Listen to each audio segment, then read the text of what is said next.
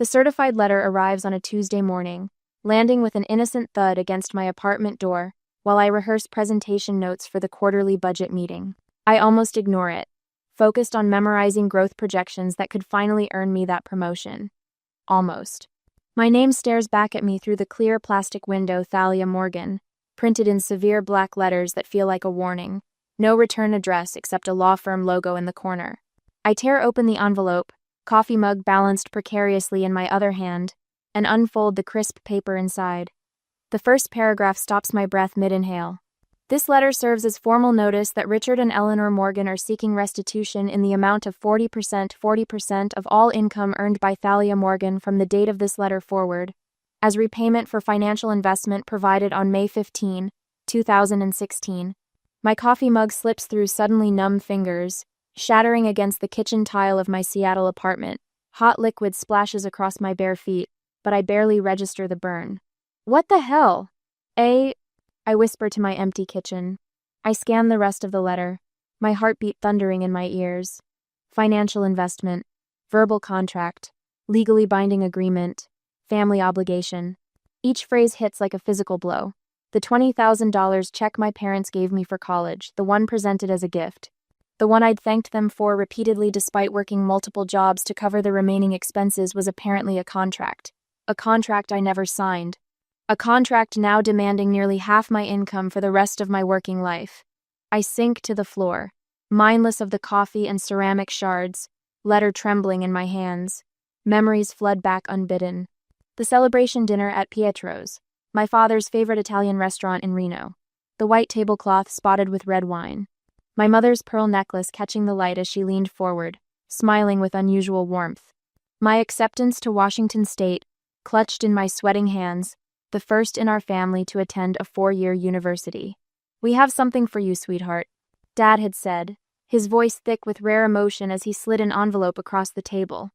Inside, a check for $20,000, more money than I'd ever seen. "No strings attached," Mom had added, squeezing my hand. "We're so proud of you." Dad had raised his glass in a toast. "This is our investment in your future, honey." Investment. The word rings differently now, 7 years later, as I sit among broken ceramic and cooling coffee. My hands stop shaking as sudden clarity washes over me. I reach for my phone and dial their number, surprising myself with how steady my voice sounds when my mother answers. "I just received a letter from your lawyer," I say without preamble, "about the money for college." A pause then. "We've been patient, Thalia. You've been making good money for years now." "It was a gift," I say, my knuckles white around the phone. "You specifically said no strings attached." "We raised you," Mom replies, her voice hardening. "Everything you have is because of us." I take a deep breath, willing my voice to remain calm. I worked my way through college. I paid off my loans myself. That check covered less than a third of my expenses. "You're being selfish," Mom says. "Your father and I are getting older, and Jude needs help with his art career." Ah, there it is, my younger brother. The real reason. "Jude's struggling," she continues. "He needs a proper studio, better supplies. His work is finally getting noticed." I close my eyes, leaning against the kitchen cabinet. Jude, who dropped out of community college after 1 semester. Jude, whose art career consisted mostly of half-finished projects and elaborate excuses. "This isn't about Jude," I say, though we both know it is. "Family takes care of family," Mom replies. "What's yours is ours. That's how it works." The words hit with startling clarity. That's how it's always worked in our family. My achievements were never truly mine, they belonged to all of us. My college admission, my dean's list semesters, my first big promotion. Always our accomplishments, our success. Now my salary. I look down at the broken pieces of my favorite mug, the growing stain on the floor, the legal letter demanding 40% of everything I'll ever earn. "I need to go," I say, hanging up before she can respond. Standing, I carefully step around the mess and reach for a towel. As I kneel to clean up the spill, something fundamental shifts inside me. The family that should have been my foundation is trying to become my greatest burden, and I refuse to let them. 3 days after receiving the certified letter, I needed documentation, proving the $20,000 had been a gift. The search through old email accounts wasn't meant to be therapeutic, just practical. What I find instead turns my stomach to concrete. Dahlia's college fund. Return on investment. Reads the subject line of an email from my father to my mother, dated 2 weeks before they presented me with the check at Pietro's. The message loads with excruciating slowness, as if my laptop itself hesitates to reveal the truth. Eleanor, we need to be clear about our expectations. This isn't charity, it's an investment. When she starts making real money after graduation, we'll remind her about family obligation. Standard contract terms would demand 50%, but 40% seems fair considering she's our daughter. My mother's reply appears below. She'll never agree if we present it that way now. Better to call it a gift until she's established in her career. The return will be worth the wait. I sit heavily on my couch, my breath suddenly shallow. The room blurs at the edges as understanding crashes through me like a physical blow. This was never spontaneous generosity. It was calculated, planned a trap set 7 years ago, patiently waiting for me to earn enough to spring it. My phone rings. Their number. I let it go to voicemail. 2 days later, I stand in my parents' dining room in Reno, the same polished cherry table where we celebrated my college acceptance now covered with documents. Mom and Dad remain standing while I sit, the power dynamic not lost on me. Jude lounges in a corner chair, supposedly sketching, but I catch his occasional smirk when he thinks I'm not looking. This is a standard family contract, Dad explains, sliding a paper toward me. His voice carries the same authoritative tone he used when explaining why I couldn't attend sleepovers as a child. Your signature acknowledges what we've always understood. I scan the document, dated today but claiming to formalize an agreement from 7 years ago. I never agreed to this. It was implied. Mom interjects, pearl necklace catching the light as she leans forward. The same necklace she wore to Pietro's, so. When family helps family, repayment is assumed. That's how we raised you. You specifically said no strings attached.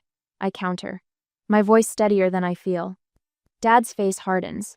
Families don't need written contracts, Thalia. Your word should be enough. My word? I never gave my word to pay you 40% of everything I earn for the rest of my life. You accepted the money, Mom says, as if this explains everything. Jude finally looks up. Some of us need the support more than others. His casual tone belies the calculated glance he exchanges with our parents. The threats begin on the drive back to my hotel. Mom calls, her voice artificially sweet through the car speakers. Your father and I have been patient, but if you force us to pursue this legally, it will affect your credit score, your reputation. Are you threatening me? I ask, gripping the steering wheel until my knuckles whiten. We're informing you of consequences. Dad cuts in, obviously on speakerphone. We'd hate to contact your employer about family resources being withheld. My stomach drops. You wouldn't. Family takes care of family, Mom repeats her mantra. We're prepared to do whatever necessary. After we disconnect, doubts gnaw at me. Had I misunderstood? Was there some conversation where I'd agreed to their terms? Memory is fallible. Perhaps mine has reconstructed a more generous version of events. That night in the hotel, I dumped the contents of my emergency file folder onto the bed, the one containing important documents I'd grabbed before leaving Seattle. Passport, birth certificate, immunization records, and there, tucked between old report cards, my college acceptance card. The cream-colored cardstock feels substantial between my fingers. I flip it over to find my mother's familiar handwriting. Congratulations, sweetheart. No payback needed. Just make us proud. Love, Mom and Dad. The card trembles in my hand, vindication washing over me in a wave of relief followed immediately by renewed anger. They had deliberately lied in writing. As I drive back to Seattle the next morning, the mountains of eastern Washington rising before me, I wonder if I should simply pay them back the $20,000 to end this nightmare, or fight a lawsuit that might damage relationships beyond repair. What would you do when the people who should protect you become the ones you need protection from? 2 days later, my phone buzzes during a budget meeting, lighting up with a number I don't recognize. I silence it, refocusing on the projection screen, where Q3 figures determine who gets promoted. The fourth unknown call today. My stomach tightens as I force a confident smile toward Vance, the department head who's evaluating candidates. Everything all right, Thalia? He asks when we break. Of course, I say, gathering my notes, just focused on those North Region numbers. Vance shifts his weight. Your parents called me yesterday. The room tilts slightly. My parents? They mentioned you're having financial difficulties. His eyes flick to my designer, watch a splurge after my last bonus. They seemed concerned about your stability. Cold spreads from my chest outward. My parents called you directly? And HR. Vance's mouth tightens. They forwarded some family contract. HR flagged it for me since I'm considering you for the senior analyst position. The promotion I've worked 18-hour days for. The reason I skipped 3 holidays to complete special projects. I see. My voice sounds distant, professional, while inside, something shatters. Back at my desk, Rachel from accounting leans over the partition. Some guy named Jude called for you twice. Said it was about a family emergency? My brother, suddenly concerned about family. Perfect. If he calls again, please take a message. I check my email, 17 new messages since the meeting. The first, from HR, includes an attachment labeled Morgan Family Financial Agreement with a note requesting clarification.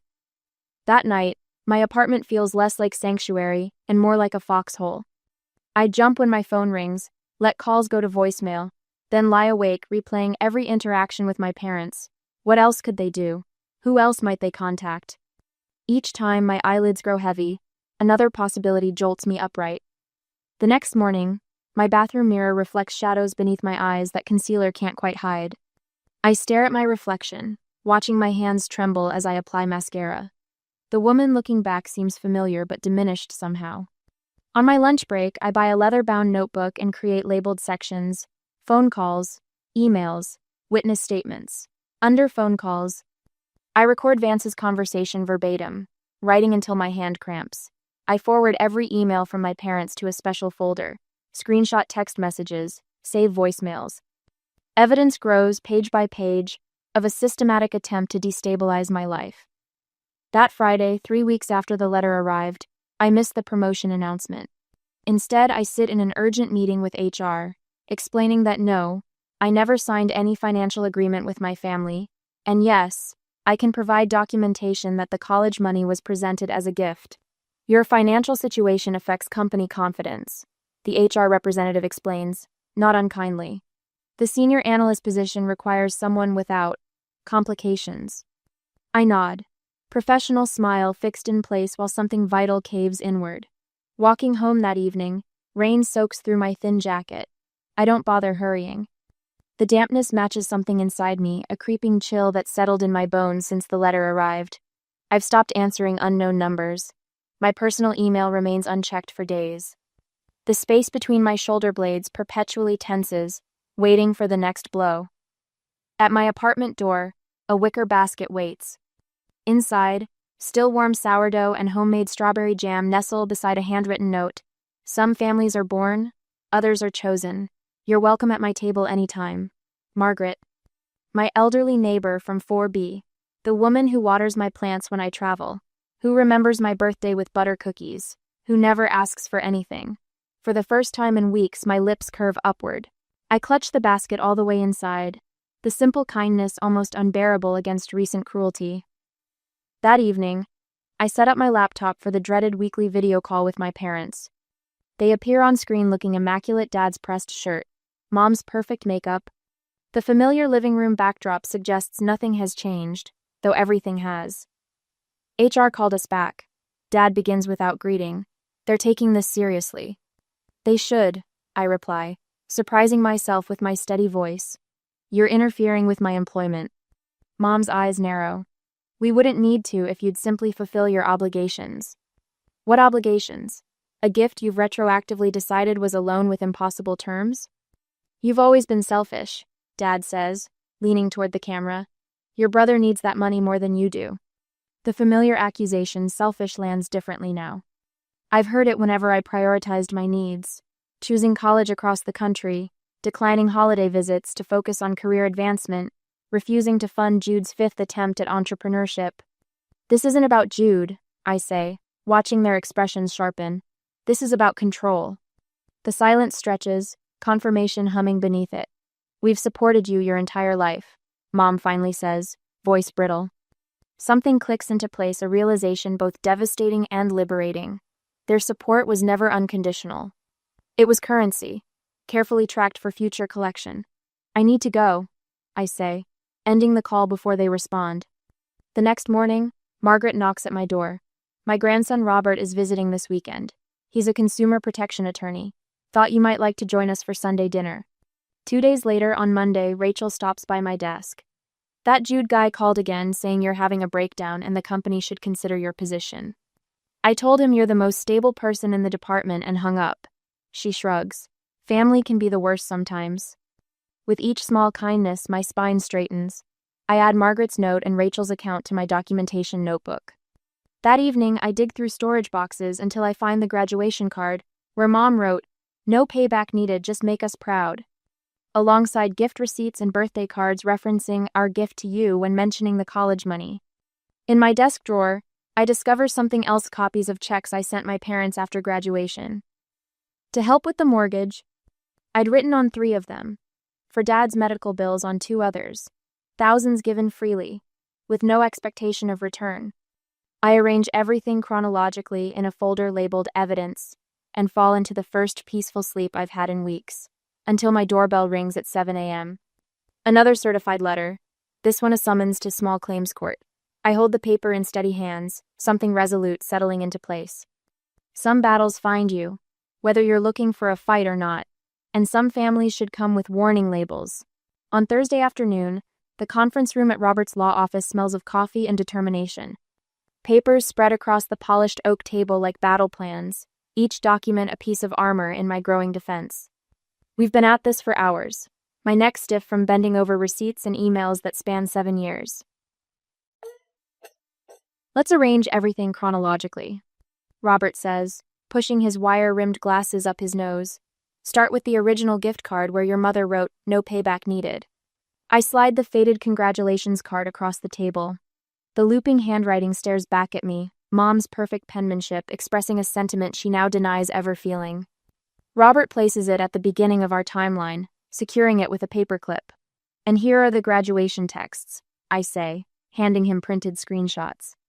Notice how they reference your achievement, and so proud of what you've accomplished. Not a single mention of debt or repayment expectations. Robert nods, his shoulders relaxing slightly, as he adds them to our growing arsenal. These establish a clear pattern. The gift, followed by years of silence about repayment. No reasonable person would suddenly expect 40% of your lifetime earnings for a $20,000 check. My phone buzzes against the table. I glance down, stomach tightening when I see Jude's name in my notifications. Against my better judgment, I tap the screen.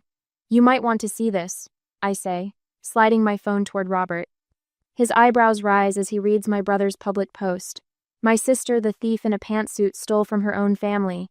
Education bought with our sacrifice. Success built on our investment. Time to pay your debts, sis. This actually helps us, Robert says, his voice gaining confidence. He's publicly admitting the lawsuit is retaliatory, not based on any real contract. Mind if I screenshot this? Before I can answer, my phone buzzes again. A flood of notifications from friends and colleagues pours in beneath Jude's post. Thalia's the most honest person I know. She worked 3 jobs through college while maintaining Dean's List. I remember her bringing ramen to work every day to save money for tuition. Unexpected warmth spreads through my chest. These people see me the real me, not the selfish daughter my parents have constructed in their minds. Your brother's plan backfired spectacularly, Robert says, allowing himself a small smile. My email notification chimes. Subject line, "After all, we sacrificed for you." I open it, reading aloud. Thalia, how could you turn your back on family? After all, we sacrificed to put you through college. After all the opportunities we provided. Your father and I went without vacations, new cars, even home repairs to invest in your future. And this is how you repay us? Robert's pen taps thoughtfully against the table. Their own words contradict their legal position. Notice how they keep switching between gift and investment language? This inconsistency destroys their credibility. Back at my apartment that evening, I stare at the cashier's check on my kitchen table. $26,000, the original, $20,000 plus 6 years' worth of interest. Every penny I could reasonably owe them, even if their gift had been a loan. Looking at the cashier's check for $26,000, the original amount plus interest, I hesitate. Would returning their gift with interest free me completely? Or would fighting through to the end bring the accountability they needed to face? My doorbell rings, startling me from my thoughts. Margaret stands in the hallway, holding a casserole dish. "Thought you might need some real food," she says, bustling past me into the kitchen. She spots the check and raises an eyebrow. "That's a lot of money to give away to people who don't deserve it." "It might be worth it for peace," I say, but the words sound hollow even to my ears. "Peace bought with ransom never lasts, dear." Margaret sets down the dish and pats my hand. "Robert called. He's filing a counterclaim for harassment and attempted financial coercion. I told him I'd be happy to testify about what a mess you've been these past weeks." "You'd do that?" "In a heartbeat. I've lived long enough to recognize when someone's being bullied by the people who should love them most." My phone rings. Rachel from work. "Your brother called the office again," she says without preamble. "I told HR everything, the harassment, the calls, how your parents contacted your boss. They're documenting it all for the court case." I sink into a kitchen chair, suddenly lightheaded. "Thank you," I whisper. "Nobody messes with my team," Rachel says firmly. "You've had our backs enough times. Let us have yours." After we hang up, I sit quietly, letting the realization settle over me. For perhaps the first time in my life, I feel truly validated. Not for what I can provide, not for how I reflect on someone else, but for who I am. My phone rings again. My father's name appears on the screen, calling alone unusual for him. "Thalia," he says when I answer, his voice lacking its usual certainty. "Perhaps we should discuss this situation without the lawyers." "I've tried that," I say evenly. "You made your position clear." A pause. "Your mother is very upset." "So am I, Dad." Later that night, an email arrives from Mom. "Perhaps we can discuss this privately. Just the three of us, like old times." I forward it to Robert without comment, then pick up the cashier's check. The court date is set for next month. This check represents my final offer, not because I owe them, but because I'm choosing freedom over vindication. I seal it in an envelope addressed to their lawyer, not to them. Never directly to them again. On Wednesday next month, I arrive at the courthouse 2 hours early, needing the quiet to settle my nerves. The polished marble floors reflect morning light as I rehearse responses with Robert, who keeps reminding me to breathe. "They're here," Robert whispers, nodding toward the entrance. My parents appear, looking older than when I last saw them. Dad's hands tremble as he clutches a manila folder. Mom's face is puffy, her pearl necklace, the same one from that college dinner, catching the light. They spot me and change course, heading straight for our bench. "Thalia, honey," Mom begins, her voice soft and practiced. "We need to talk before this goes any further." And I stand, gripping my leather portfolio. "I think we've talked enough." "We have a compromise," Dad says, his voice unsteady. His fingers shake as he withdraws papers from his folder. 20% instead of 40. "It's more than fair." "Richard worked all night on these numbers," Mom adds, touching my arm. I step back. Her eyes narrow briefly before filling with tears. "We're your parents. This shouldn't be happening." Dad leans closer. "If you proceed with this, you'll never be welcome in our home again. Is that what you want? To destroy your family over money?" Robert clears his throat, but I raise my hand slightly. "This is my battle. I brought something too," I say, opening my portfolio and removing the cashier's check I've carried for weeks. $26,000, the original amount plus interest. I hold it out between us. "This closes our financial relationship, permanently." Mom's eyes widen. "This isn't about money. It's about family obligation." "I've created a timeline," I continue, my voice steadier than I feel. "Every card, email, and text where you called that check a gift. Every conversation where repayment was never mentioned. 7 years of silence until suddenly you demanded 40% of my income for life." Dad reaches for the cashier's check, but I pull it back. "I've already given you more than you gave me. After graduation, I sent money for your anniversary trip to Yellowstone. For the new water heater last winter. For Jude's art supplies." Each example lands like a quiet blow. I helped without being asked because that's what family does. Not this. They exchange glances, a silent calculation passing between them. "The judge will see things differently," Dad mutters. 30 minutes later, we sit in the wood-paneled courtroom. Judge Harriman, A woman in her 60s with silver-framed glasses reviews our documents with methodical attention. The room smells of furniture polish and anxiety. "Let me understand," she says, looking up. "You provided funds for your daughter's education, which you characterized at the time as a gift, correct?" My mother straightens. "We called it an investment in her future." "I have the card here," I interject, sliding it forward. "Congratulations. No payback needed. Just make us proud." The judge examines it, then looks at my parents. "And 7 years later, you're claiming this constituted a verbal contract for ongoing payments?" "She understood our expectations," Dad insists. Judge Harriman removes her glasses. "Do you know what gift means legally, Mrs. Morgan?" Mom blinks rapidly. "It was symbolic. We didn't mean an actual gift." The judge raises her eyebrows. "Symbolic gifts don't generally come with retroactive payment plans." She reviews my timeline, pausing at certain points to ask clarifying questions. When she reaches the section documenting their calls to my workplace, her expression hardens. "I'm dismissing this case," she announces finally. "Furthermore, I'm granting Miss Morgan's counterclaim for legal fees in the amount of $3,000, payable within 30 days. Mom gasps.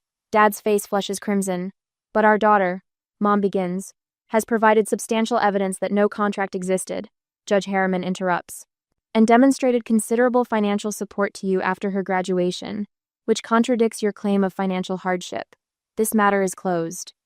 Outside the courtroom, Jude waits by the water fountain, his expression darkening when he sees me.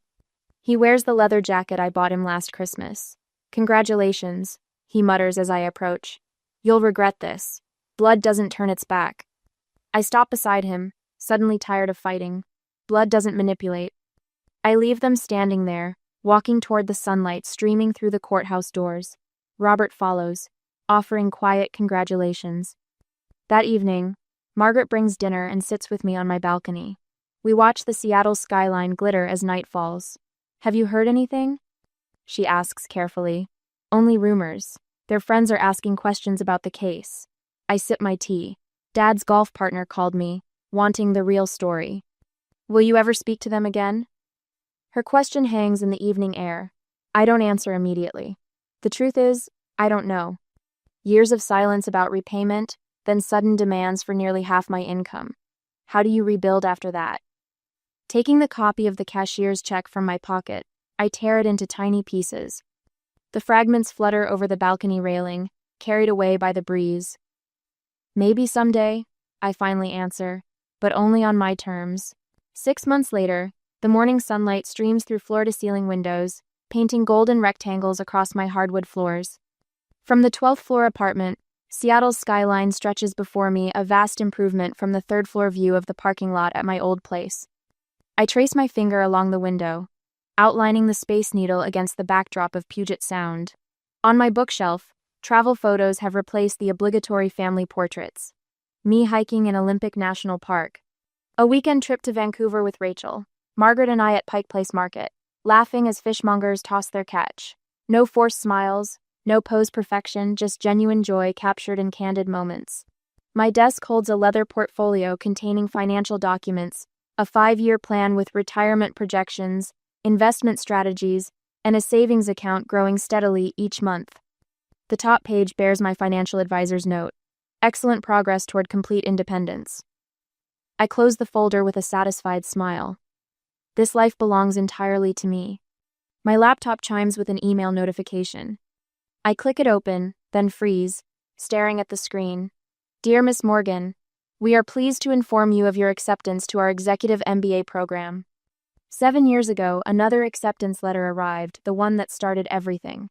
I remember my trembling hands as I showed it to my parents, how their approval seemed more important than the achievement itself. Today, I forward the email to Rachel, Robert, and Margaret, with the subject line, "Celebration dinner tonight?" Within minutes, all three respond with enthusiastic yeses. At Canlis Restaurant, overlooking Lake Union, we clink glasses over white tablecloths. The setting sun casts rose-gold light across our faces.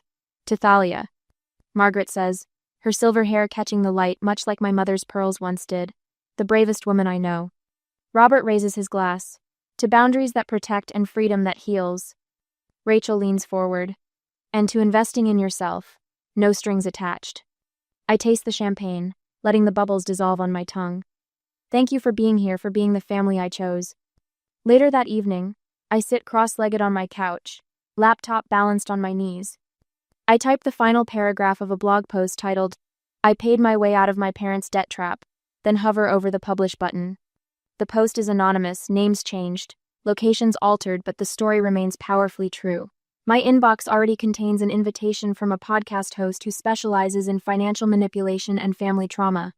She found me through Robert, who thought my story might help others recognize similar patterns.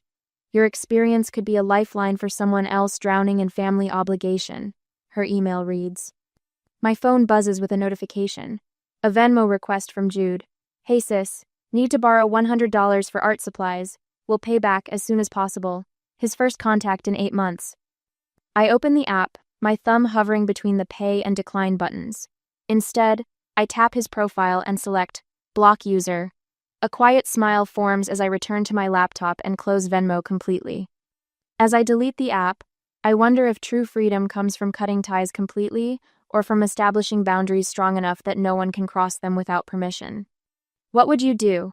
Rebuild with strict terms, or close the door entirely? I don't know the perfect answer, but as I click publish on my story, I know this much. My life is finally, completely my own.